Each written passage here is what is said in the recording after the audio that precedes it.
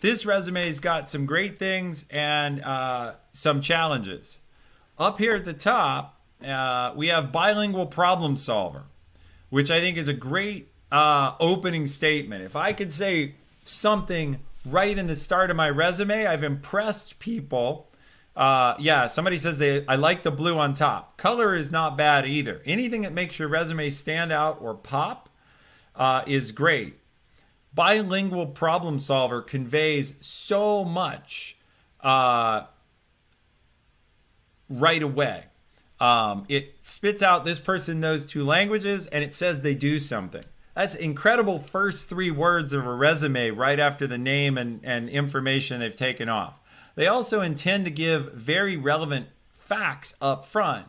Email, phone, location, and LinkedIn. LinkedIn's a place to find out more about me. But I like how EA here has used space well to make her message stand out. Bilingual problem solver with an expertise in recruiting coordination and events and supporting multiple senior executives in fast-paced environments. That's an incredible claim with a huge amount piled into those first couple lines. We already talked about being a problem solver. She immediately asserts her expertise. She says, I can coordinate recruiting, I can do events, I can support multiple, so I'm good at multitasking, senior executives in fast-paced environments. There's a lot packed into this, and it stands out and it's in bold, so it actually gets read. Now you compare this, we go backwards here. This profile summary, Kevin, who got the job, and God bless him, that doesn't stand out. It's the same as everything. It's trapped, it's blobbed in, it doesn't stand out. So let's go to back here. Look, summary of qualifications. Now I have a couple of things to say here. I like this set of words. She spent 4 years developing grit. And that is powerful in a couple ways. First, it's unusual words, and those catch eyes and make people think. If you're saying all the usual things about highly motivated achiever, blah, blah, blah, nobody's listening. Developing grit makes me wonder. It also says she has a great vocabulary. These things matter when you're looking for an executive assistant. Highly ambiguous and fast-paced environment.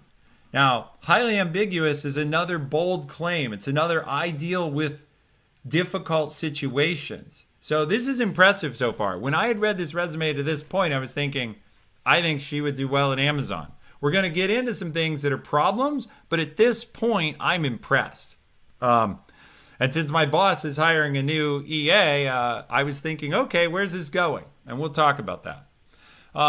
We come on down here. We get into some words I don't like where they're not action words. The ability. I would try never to start a sentence with the. Ability, straight up. Ability to stay calm under pressure or composure under pressure would be stronger here. Again, the ability to become a. These are not powerful words. Trusted business partner to executives is the way to open that. Just delete all that stuff up front. If you open this bullet and say, trusted business partner to executives, demonstrating big picture thinking and ironclad discretion, wow. Wow. I want you on my team. I want you keeping secrets for me. Okay? Executives have things they can't share, but they need their EAs to know. And you want someone who makes this claim and stays with it. All right, now we're going to talk about something weird. Years of experience. I'm not sure this is the most important thing. And after all this great, powerful use of space up front, let's look at this section and how much time and space are put into things that don't matter. First, is years of experience a thing? Second, what's the biggest font here? It's a bunch of numbers. And by the way, basically all those numbers are the same. 5, 4.5 rounds up to 5. 4 is almost 5 in Ethan math. 5, but one stands out. 10. What's that about? Yeah, someone in chat says it looks like ratings. 10, I'm trying now. I have what's called cognitive dissonance. Look, what doesn't work for me here is how can you have 10 years of experience in Outlook, Word, PowerPoint, and Excel and only 5 years in everything else? I don't get it. And so now I'm confused and I'm like, what the hell's going on? And I'm suspicious. And none of that is good for EA at this point. After a killer opening, I'm wondering what's going on here. Second, the numbers are the biggest thing. But that's not what's important. What you did or can do is important. Event planning and team morale, parentheses, 4 years. Yeah, it's a 5-year mystery story. And we're going to dig deeper into that, chat, because it is a 5-year mystery story. Domestic and international travel planning. Those are skills. Call out the skills. The years that you've done it, this is another good question. I'm going to be difficult here. When we interview, we're looking for people. We talk about the difference between someone who has 10 years of experience and someone who has 1 year of experience repeated 10 times. Well, a question in a case like this, did you really learn more about recruiting and interview coordination in year 5 or year 4? Or did you learn it all in year 1? And then telling me you've done it for 5 years, what am I supposed to take away from that? Maybe nothing bad, but I don't believe that someone who's coordinated interviews for 5 years is 5 times as good as someone who's done it for 1 year. So you want to make the point you have this experience, but this is way too much space for it. Okay, moving on.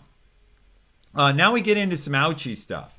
This may just be EA's reality, but it's going to violate the rule in the question we just asked about, which is how much to talk about your jobs. And I'm going to show you what I mean. Here's the ouchy part. This is a 3-month job.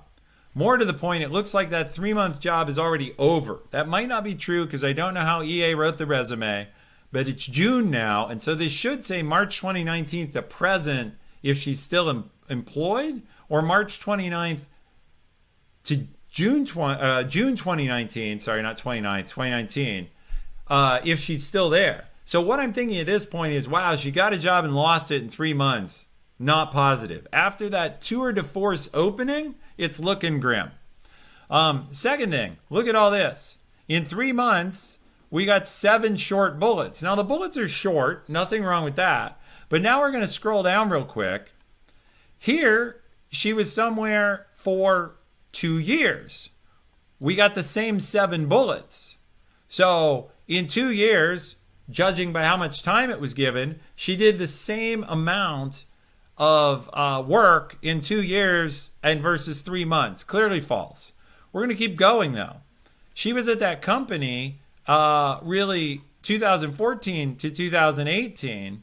And only 3 bullets here, again, a 2-year period.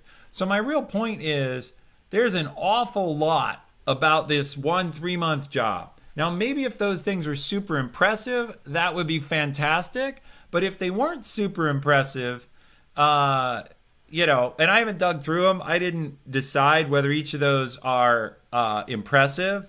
But the space use is wrong, which was the question from earlier. What I do like here is some of these selected contributions. Again, the use of space. We're going to go down. She was a virtual administrative assistant for a while. Now, again, I hate to see this on here, but it may be her reality. It's just not a strong role. Provided freelance professional administration. She makes the best of it and moves on. I would try and have some accomplishment or something you learned, though. I would try to have something here that you got out of it.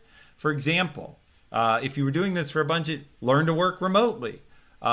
Learned to multiple, I was supporting 7 different people on contracts. I would pull something out that I can see as a positive as opposed to what I see, which is, oh shit, you were unemployed and this was the best you could do. Now, look, I'm not being uncharitable. I am all for, if you need a job and you have to be entrepreneurial, you going out and getting a job and making work for yourself. And so she did a good thing, not just sitting around idle. And we're going to get to that. Let me go down to the very bottom of a gem that's buried. She actually has been working to improve herself. This is awesome. It's too bad it's buried at the bottom.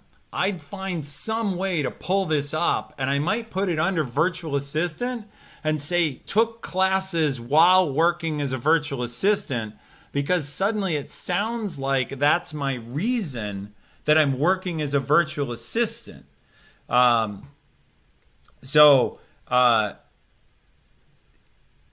She was improving herself. She's working hard, and I love it. How do you get that up where I'll see it? Because I don't get to this point in the resume unless I've kept reading. And like I said earlier, every line in the resume has to earn me reading further. Another thing I like about this, it's a little funny, bilingual in Khmer, native language of Cambodia. She does the right thing here, which is explains that it's a native language of Cambodia, because I think most people, including me, might think that if you're from Cambodia, you speak Cambodian. And so she's at least explaining it and getting it right. Here's the thing I like, because I've been given a lot of negative feedback. I really like this use of space with key accomplishments and icons. I like the fact that she's calling out, I learned strategic planning, and it's in bold, a way I can't miss it. I learned event planning. I built this city EA community. This is back to the person who impressed the shit out of me in the opening. This is the powerful person who does things. Resume goes back and forth. It's Jekyll and Hyde so bad, from awesome to real opportunities for improvement. This section is awesome. It calls out what she did. It's very visual. The resume is good for visual appeal. It's good down here with key accomplishments and the recruiting wiki. Look at this again, juggling 6 to 8 calendars at once. This is someone who's very accomplished. Fix this resume up and you're going to get jobs quick. You got to take care of the problems. You've got so much in it that's good and so much in it that's sinking you. So I think you can get a job really quickly with the changes we've talked about. And